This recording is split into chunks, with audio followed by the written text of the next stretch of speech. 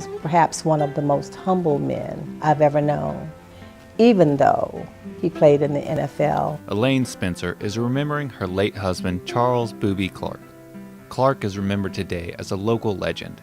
He exploded onto the field as a teenager at Stanton High School, then Bethune-Cookman College, before going on to play 8 years in the National Football League. In fact, Clark is ranked in the top 10 running backs of all time for the Cincinnati Bengals. And in 2001, he was listed in Jacksonville's top 100 athletes of all time.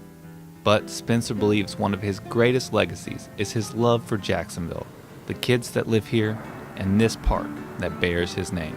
He loved Jacksonville, had an abiding love for this city. He was determined that he was going to come back home and give back to the community that he knew had given so much to him. He appreciated that and wanted to give back, and he did that in many, many ways.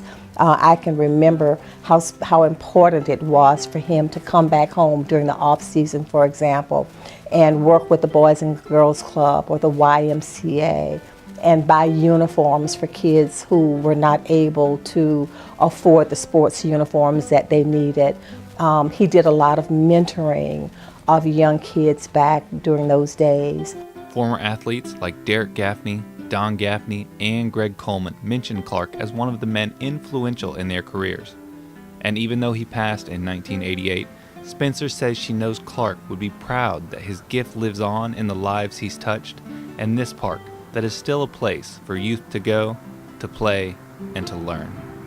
He would ascribe to the notion that somebody laid the foundation for you, and you are required to remember that you have that same responsibility. And that comes from Booby's strong sense of community. He really did believe that we were at our best in our communities when we worked together, when we protected and guided our children, and when we set positive expectations for them.